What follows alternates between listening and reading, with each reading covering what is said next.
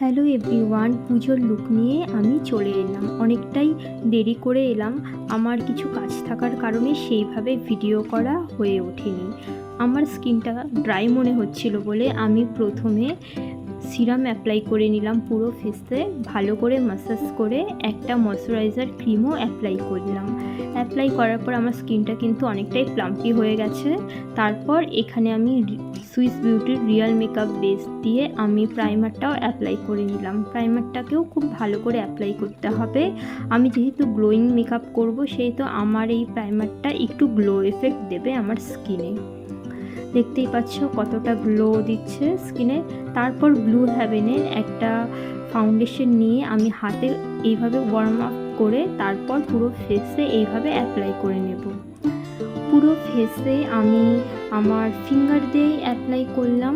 ভালো করে অ্যাপ্লাই হয়ে যাওয়ার পর কিন্তু আমাকে ব্লেন্ড করতে হবে। ব্লেন্ডিং কিন্তু খুবই ইম্পর্টেন্ট পার্ট মেকআপের, কারণ ব্লেন্ডিং ভালো না হলে মেকআপটাও ভালো হবে না। খুব ভালো করে ব্লেন্ড করতে হবে। আমার কিন্তু ফাউন্ডেশনের একটা পাম্পই লেগেছিল। তারপর এখানে আমি সুইস বিউটির কনসিলার দিয়ে আমার হাইস্ট পয়েন্টগুলোতে আমি হাইলাইট করে নিলাম। কনসিলারটাকেও কিন্তু ভালো করে ব্লেন্ড করতে হবে, না হলে আমাদের ফেস কিন্তু কেকি লাগতে পারে।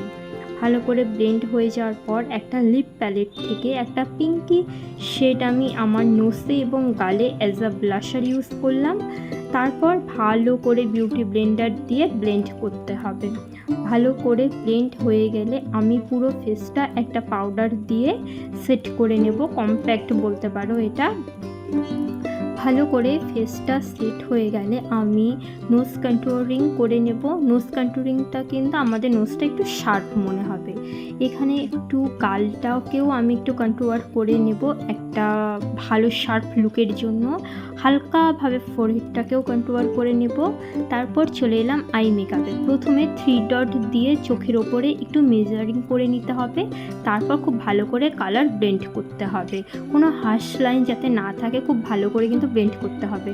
তারপর একটা শিমার দিয়ে আমি চোখের লিডে কিন্তু অ্যাপ্লাই করব একটা ডুপ্লিকেট কাট ক্রিজ দেওয়ার জন্য। তারপর আইব্রোর বোনটাকেও আমি হাইলাইট করে নেব। তারপর লোয়ার ল্যাশ লাইনেও কিন্তু কালার ভালোভাবে একটু স্মাচ করে দেব। তারপর আইব্রোটাকেও ফিল করব, জাস্ট গ্যাপগুলোকেই ফিল করব, তা না হলে একটা আর্টিফিশিয়াল ভাব চলে আসে আমাদের আইব্রোতে। তারপর আমার লুকটা একটু ইনকমপ্লিট মনে হচ্ছিল, কাজল ছাড়া কাজল লাগিয়েও স্মাচ করে নিলাম। তারপর হাইলাইটারটা অ্যাপ্লাই করে নিলাম আমার হাইলাইটিং জন্যে। ভালো করে হাইলাইটারটা অ্যাপ্লাই হয়ে গেলে কিন্তু আমার স্কিনটা কিন্তু খুব ভালো একটা গ্লো মনে হয়।